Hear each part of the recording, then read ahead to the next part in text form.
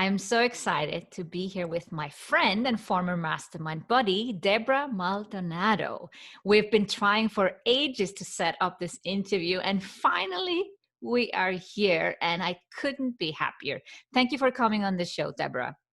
Oh, it's so great to be here. It's so great to see you again, even if it's through the computer. Yes.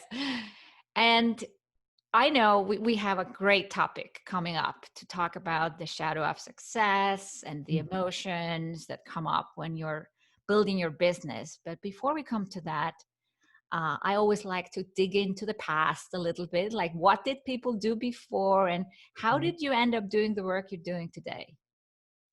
Well, I actually did marketing. I was in the marketing field. I worked at MTV networks in New York City. I worked at radio stations. And then when I moved to Colorado, I ended up working at a lot of startup internets in the 90s, back when they had the dancing GIFs. And I mean, I was an internet geek way in the beginning. I wrote code. I mean, I did it all. And the whole time I was also on the side doing personal development because I was single and I was looking for, I want to find love. This marketing thing, it's okay, but I really want to find love. I didn't even think about being an entrepreneur. But as I started working on personal development, I started looking at these teachers and I was like, wow, it would be great to teach workshops. It would be great to do what my friends are doing. They're out there like helping people. And I was just trying, always in the back of my mind, of how I could make that happen. But I was afraid to leave the corporate job. I was making good money. And then I got laid off.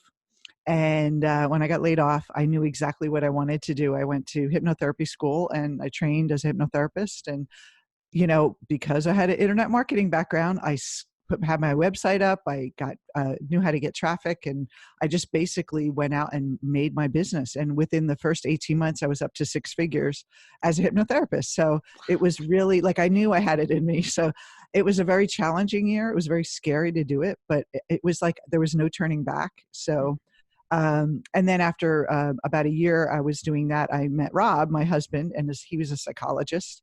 And then we started kind of talking about what he does, what I do. And he took me to another level of personal development, which is all his psychology background.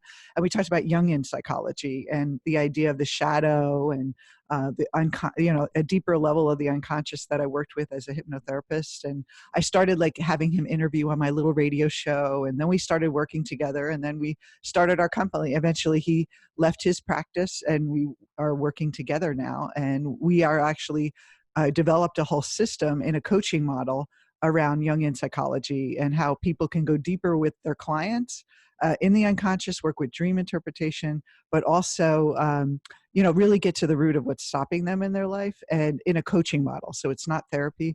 And so now we train coaches to do that. And so it's been a great journey, and I get to do it with the love of my life, which is how I started this whole thing in the first place. So I feel like I've come full circle, and I just love what I do. And if I had like millions of dollars in the bank, I would do this for free because I just love it so much. So you're doing the right thing when you don't feel like you have to get paid for it.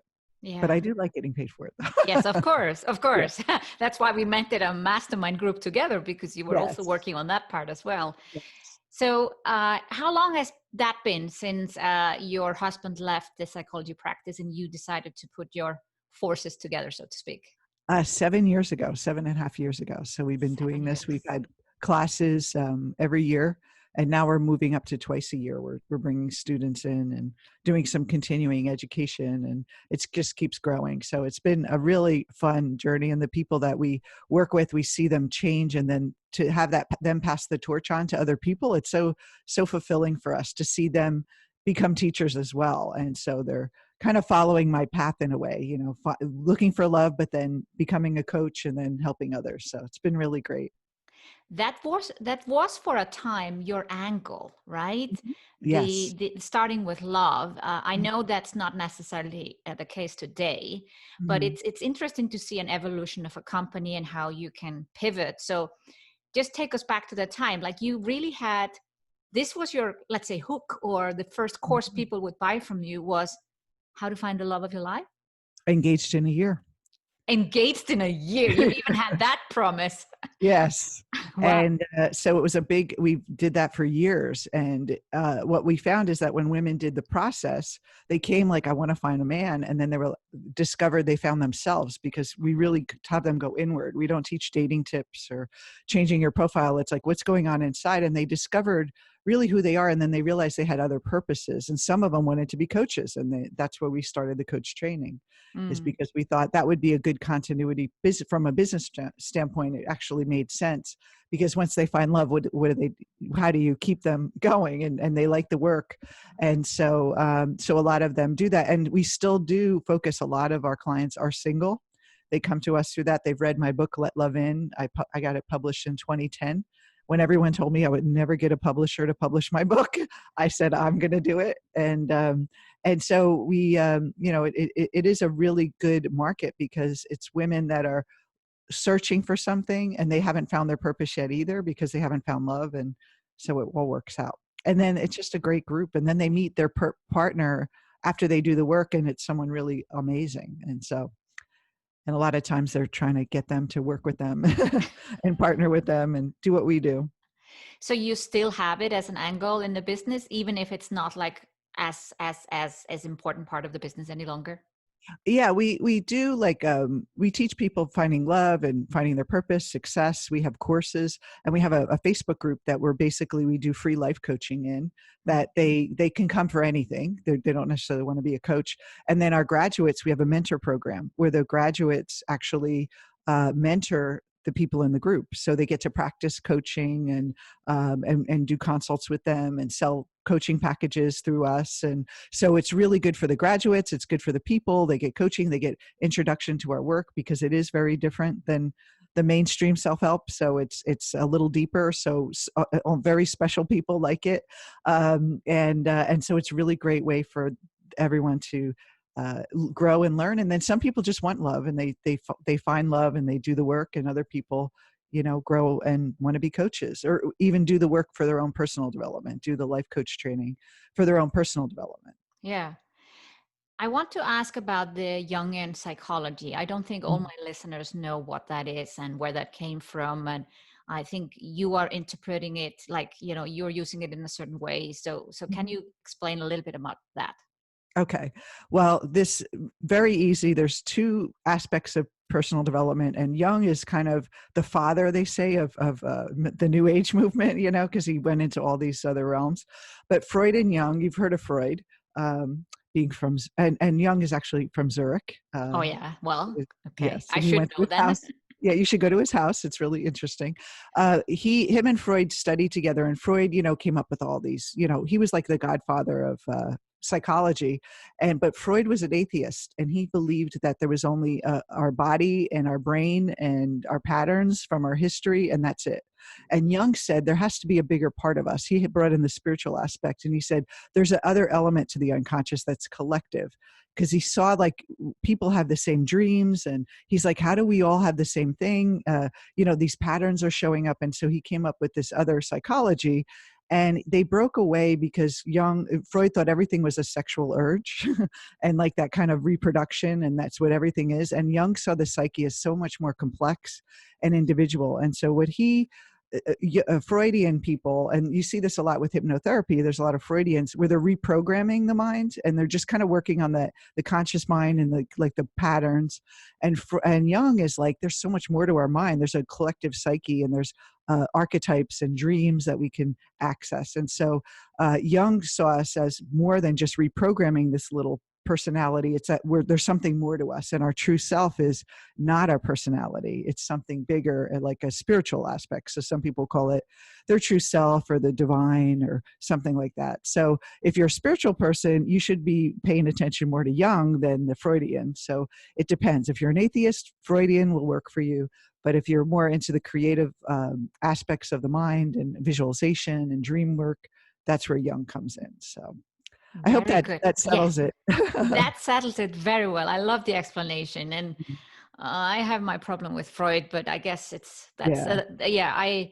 But he Uh, did so much for psychology. Of I mean, course, of he really course. I did think make there a is no just negative to a person or someone that comes forward with work. But yeah, the whole point that everything leads to sex, I was like, wow, okay. I don't think I don't think life is that simple. Well, and Jung believed that he's like, women aren't like that. He said maybe men, but that's their urge, but women have a different, one more social. We have, and that's what I love that you do work with women, because we are really the force of the world. I mean, we are the power of the world, and we need to be more abundant so we can make bigger changes in the world. Mm. So, coming to that, what is then your difference take, or what has then developed on your behalf? You know, when you say, "Yeah, we're using Jungian psychology," but what does that look like today? Okay, well, a lot of people will go to Jungian analysts, and they get psychoanalysis, and they just kind of think about their dreams, and it's more therapy. It's more about complexes and what my mama did to me and my daddy did to me. And our work is really about to seeing someone as their potential, and that let's not look in the past as much. We can understand it, but let's focus on creating, and that's what coaching is really about. It's not about healing and therapy. It's more about let's move forward. And yes, therapy, there is a need for it for people that have really serious issues. They have some things they need to work through, but not everyone needs therapy. And so there's coaching is really a perfect way. And no one's ever brought Jungian theory into a coaching model, because it is like, we're dealing with a lot of stuff in the psyche, and there's a lot of healing and woundedness and those kind of words in when people talk about Jung, and even his book, The Wounded Healer, he came up with that phrase. And so we're trying to updating it to more of a coaching model, because there wasn't coaching in the time of Jung. And actually most of the women people that studied under him were women. And I feel like it's a real more of a feminine psychology, because it's very creative. It's not like 3 steps and very mechanical, like a masculine type of motivation. It's more like, let's be creative and let's use our imagination and let's create and visualize and work with dreams. And it's much more rich for women. I love that approach. It's like Yeah. a feminine psychology in a way. Yes. But Yes. coaching, yeah, I loved how you explained that therapy is more looking at the past, Hmm. and Hmm. coaching is moving forward. And Yes. that's exactly what we both are interested in. So let's talk about the shadow of success. Ooh. Ooh. What is it? Well, Jung talked about this idea that we have to socially, when we grow up and as children, we create a persona, which is a a social mask that we wear. We have one on right now because we're doing a podcast. We're not in our underwear and our hair messed up. We have this persona that we're coaches, and we take on these roles just like an actor in a play, and we take on those roles, and then uh, the things that don't fit into that persona end up going in the shadow, or we repress in our unconscious. So let's say, for example, that you grew up in a household where it was better to keep the peace. So if it was if you made anyone upset, it was a bad thing. So you would have a pleasing personality. You would have this persona that's nice and pleasing. And most women have that because we have a desire to connect and not compete. We have that natural desire. So a lot of women have that pleasing disease that other people don't have, the men don't have as much. And then we end up in our shadow is the raging bitch or the mean woman, that's just this terrible person that just is mean and selfish and harsh. And so we end up like pushing that away. But what happens is that we end up making decisions to avoid being that person, and then we end up sabotaging our success. For example, how many women do not want to charge too much for their services because they don't want to be mean, or the client doesn't show up and they're not living up to their plan. But you can't be mean, you can't be bitchy, and you have to be nice. And we're so afraid. I talk to so many coaches that are so afraid of upsetting their clients, that they're going to lose the money or lose the client, and they're not really bold with them and making them stand up and keeping their boundaries. So this is a huge problem in the coaching industry. I'm sure you, with the women that you work with, boundaries with the clients, and will be willing to be charging more. And then also being able to be the leader too. A lot of us don't want to have the persona of like, we want to be part of the group, and we don't want to be the show off, you know? So, so we have these personas, these adaptive social masks that we wear, that we want everyone to see and perceive about us, just like a brand. It's like a perception. And then we're so locked into that it keeps our behavior very rigid. And then we get triggered by people who exhibit the opposite. So whatever's in our shadow, we trigger. So Mary Jane, who's charging $50,000 for coaching, will be triggered by her, because we'll be like, wow, who does she think she is? And she's overcharging, and she's selfish, and she's taking all the money. And then that's showing our shadow. That's showing our unwillingness to step into it. And so the key to changing it is integration, which means that you're not the nice person and you're not the bitchy person, that you can make a decision outside of that old conditioning, and that you can actually say, I'm choosing to charge $50,000 for my services. And yeah, I may get some kickback, but I know that's my mind is telling me that. It's not really out there. I'm just getting, it's my own internal voice that's telling me it's wrong.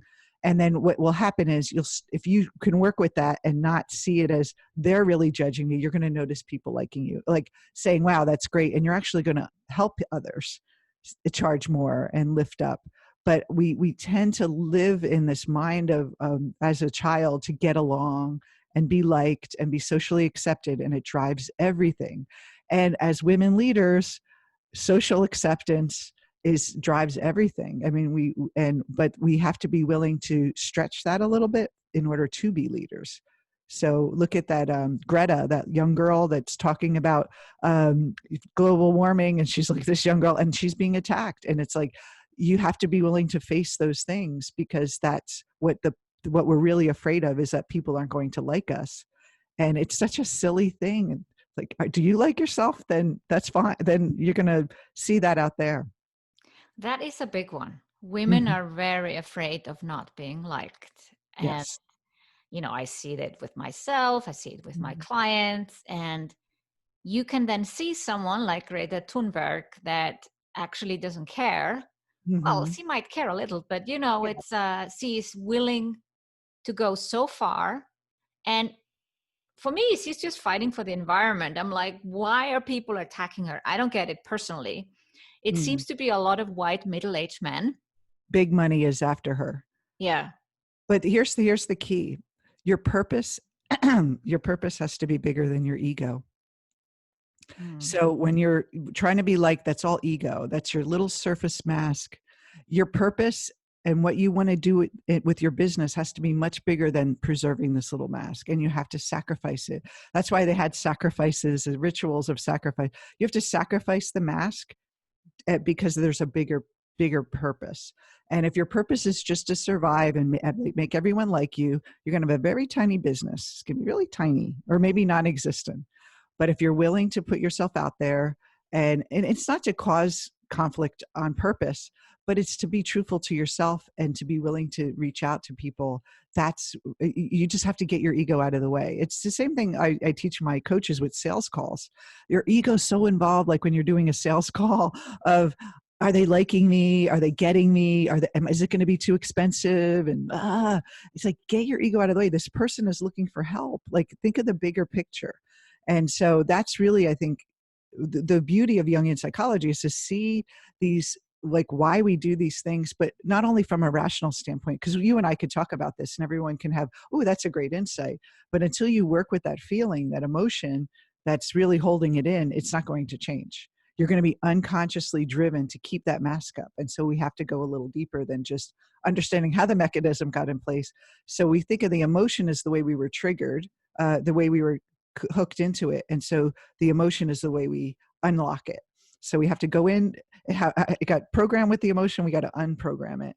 And we do that through when we are triggered by people. It's the perfect opportunity. It's showing us our shadow. So it's this, the person that charges too much, the person that criticizes you, the person on social media that, is trolling you, the one client who gives you a bad review, The person who's resistant or complaining all the time about your program and they're not getting results, they're triggering you. They're your best friend because they're showing you where you're holding yourself back. And it's really the key to freedom. But what we want to do is avoid those people. We want to get rid of those difficult clients. We want to not look at our reviews. We want to cushion ourselves from those things, but that doesn't get rid of it. It doesn't really deal with it until we face it head on. Mm. And believe me, I've heard very terrible reviews on YouTube. My YouTube channel, I was called ugly and fat and stupid and, all these things. And I had to kind of work with that feeling. And now I don't even notice them anymore. Even if they show up, I'm like, oh, that's good for them that they feel that way. And to not be triggered by that is such a powerful place to be. And then you could stretch and do more and reach more and charge more without worrying about what everyone is, liking you or not. So this is a little bit opposite to what many say. Like if someone is triggering you, and it doesn't even need to be someone complaining or giving you a bad review or say something bad about you. It could be a person that's maybe just doing the things that you think you could be doing, but you're not. Mm-hmm. Yes. And I think that the comparison is, you're like, Yes. why does this person get all the attention? Why is he getting speaking opportunities or Mm-hmm. invited to all the virtual summits or whatever that is? And you're like, what's going on? So that's triggering too. Yes. And And so you look at that person. And so here's a great, really quick exercise you can do about that. So you look at that person that's triggering you and you give them 3 adjectives. So a person who's getting all the glory, right? They're getting all the attention. So they're greedy, maybe. They're lucky, whatever it is, those 3. And then you have to ask yourself, how do I avoid being like that? Like, how do I avoid being in the spotlight, getting all those opportunities? And how does that limit my life? There's something negative about, like, there's something the ego perceives as negative when we see that person succeed and we're triggered. That there's something bad about what they're doing. so we have Now, if decided, we've decided it's something bad, but it isn't actually bad. That's what no, you're saying. and here's the thing: is there's something in us that we unconsciously that we think it's bad. That's why we're triggered by it. Now, if we're admiring these people, we are actually aligning with our unconscious potential. Yes. But if we are judging them and mad at them and feeling like jealous, then that's our own. There's some fear we have around being like them. And a lot of people, actually, a lot of my clients would tell me that they don't want other people to be jealous of them because they're succeeding. So there you go. So it's like, it's all about social acceptance. Mm. And one thing we have to remember is that our business is a business. It's not us. It's an extension of us and it's an expression of us. But a lot of people are working out their personal issues with their business and it's getting all it's like getting infused, and they're not really looking at it from a business standpoint. They're looking at it from a personal feed my ego standpoint. And we have to remember that. And the more successful you are will relate to how much you're able to separate yourself from that kind of ego needing to be good. Now, you can be successful through that. I mean, there's a lot of egotistical, very successful men and women out there, as you know. But you notice they all have the shadow ends up coming to them, because if they're putting themselves up on this pedestal that I am the great teacher, the shadow of that is that they're the failure.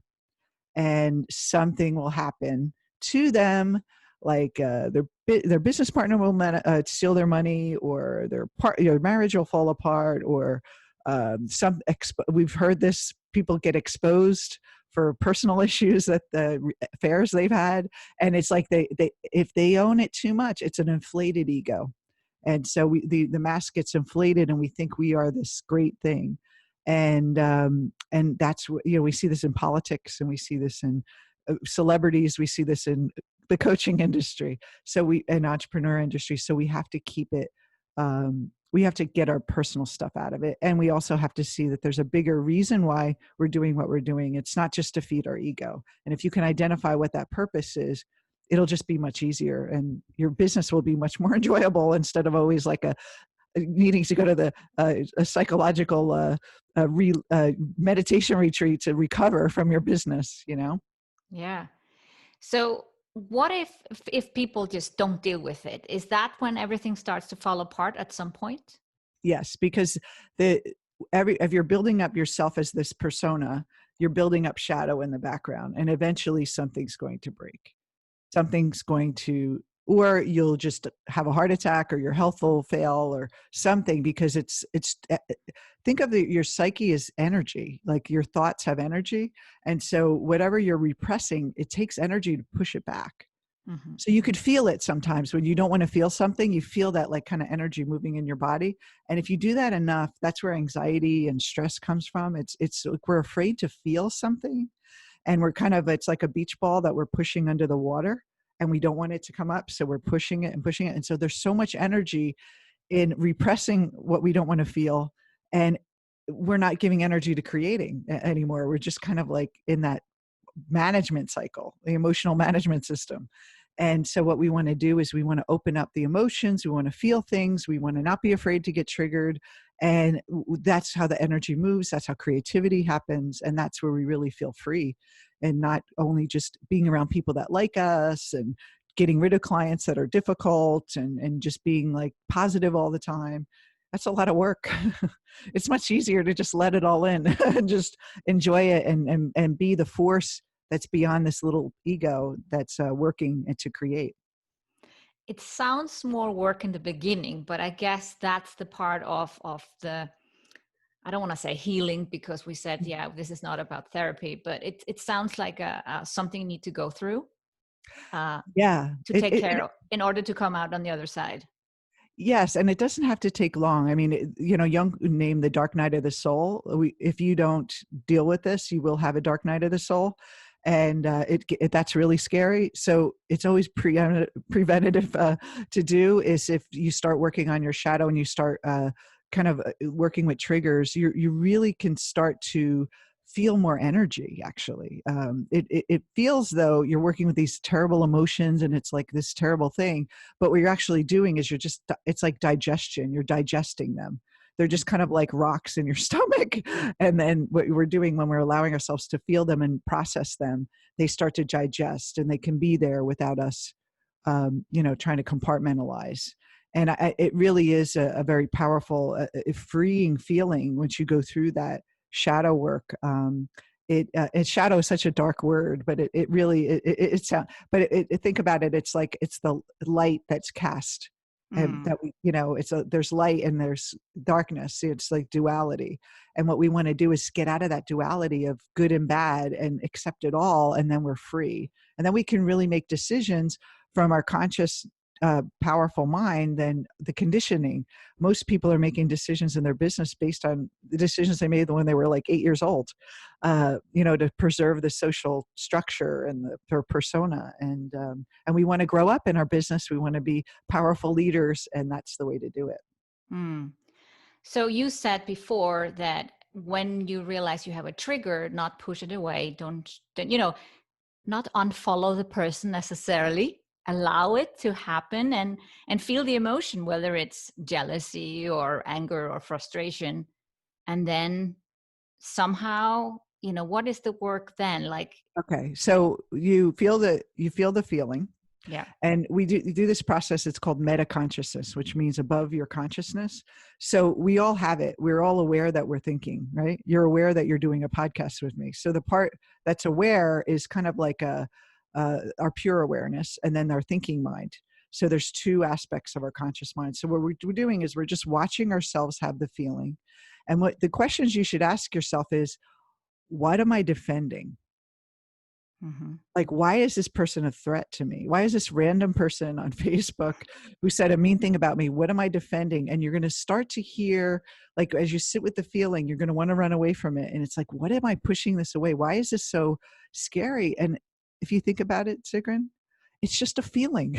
It's just a sensation in the body. It has no weight to it. It's not going to kill you. It's just a tightness or whatever. And we make these stories up that the whole world's going to end if everyone hates me, and my business is going to crumble. And the mind creates this like a big illusion. And so what we do when we sit with it is we're kind of like facing the dragon basically. And we're letting the feeling be there and saying, you know what, you're not scaring me anymore. And it's okay to feel jealous. It's okay to feel triggered. And you're like, oh, and you could just start to, what happens with our clients is they start to say, oh, that's interesting. I was triggered with that. And then they kind of just do the little process, and it just becomes easier and easier. And it really is, when we're triggered, we're giving that other person power. And when we work with the feeling, we're reclaiming it, and we're saying, you know, I know there's just something for me in here. And then you end up really being appreciative of these nasty people online, because, and the people that are mean and the people that you're jealous of, because they're really showing you what's stopping you. And we wouldn't be able to grow without them. If everyone told you how great you were all the time and you surrounded yourself with yes people, you would never grow. And so we need to see what's going on unconsciously. And they're our perfect mirror. And they play sometimes mean tricks on us, but they are really our best friend. So they play a role in our growth in a way that Mhm. we just have to realize, what is it about it that's triggering me, that could, what do I need to change? Well, and it's not even change, but I have to stop what I'm not accepting, Yeah. or what am I misperceiving. And this idea that you can be a leader and never get criticism is insane. You know, we kind of have this like unrealistic expectation that everyone's going to love us and everyone's going to agree with us, and money's always going to flow the way we want it to. And when it doesn't, we have to figure out what this is. Another one that I think a lot of the entrepreneurs deal with is money issues. You know, when the cash flow is tight, you have to stop giving money so much power. If you're giving the money power, it's like you're chained to it. You know, you're happy when the bank account's up, you're stressed when it's down, and you're tied into it, and it's exhausting. And you're really your ego. And then so you have to really look at why is money have all this power over me? What is really going on? And it's not about money. It's about social acceptance. It's about, I don't want to be that homeless man on the corner and kicked out from the group. And when we examine it and we say, oh, that's what it is, we can actually create money without the need to compensate. You know, to a lot of, I know when I first started doing coaching and personal development, I wanted to be a 7-figure coach. You know, I got to be 7 figures. I got to reach that number. And it was like my ego was so attached to that somewhere I'd be socially accepted in a better way, because I was like the nerd in high school, and maybe, you know, now I'll be the cool person, you know. And so we start, you know, making these false metrics to fill our ego. And then we get triggered when other people get it faster than us, or they have a bigger launch than us. And so all that stuff is really important for us to pay attention to, and how we get caught up in it, so we don't get caught up in it. Because being an entrepreneur should be a fun, exciting, creative place. It shouldn't be this emotionally draining process. It can be much easier if we know what's going on inside our mind. Mm. So to sum it up, shadow of success is identifying the shadow and dealing with it. Identifying the hidden drivers that are affecting your results in your business. Mm. So whether they could be good too. Like sometimes you're not aware of how awesome you are, you know, because what's in the shadow, if your persona is I'm this average person, the shadow of that is this amazing person, right? So when you see these people like Oprah and these Greta doing these big things, and you're like, oh, that's not me, they're your shadow. And so to be able to, you know, see what you're creating and then integrate that shadow and accept that that's you too, that's a potential within you, then you can start seeing different results in your business. It really will. Once you become aware, you can't change what you're not aware of. And if you're not aware of it, it's just going to, Jung says, until you make the unconscious conscious, it will direct your life, and you'll think of it as fate. And so your business will be fated to follow that old programming and that old social acceptance until you become aware of it. And then you have a choice. And that's really what it is. It's not about how much money you do, what you do with it. It's more the choice that you're choosing it now. You're choosing to have a 7-figure business because you want to, not because you feel like everyone else is doing it and it's something that you need to do to fit in. Mm, And I think a lot of people, maybe they just want a small business. Maybe they just want something easy. So it was asking yourself those questions, what's driving you? yeah. It's been a wonderful talk, Deborah, and I'm so glad we finally did this. I'm so Now, glad to.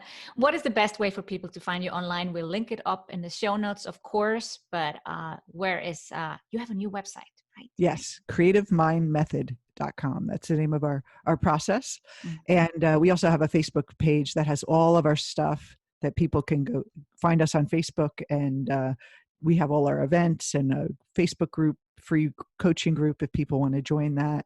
But Creative Mind Method, everything's there as well. And we have some great free tools for people to work with the shadow visualizations. And it's a really great conversation. Really wonderful work. yeah, it And is. It truly positive, is. no healing. Yeah, positive, moving forward. Thank you Yes. so much, Deborah. It's been a pleasure, and I'm excited to see the next steps that you're going to take. Thank you. And good luck to you with your big event coming next year. Yes. Very exciting.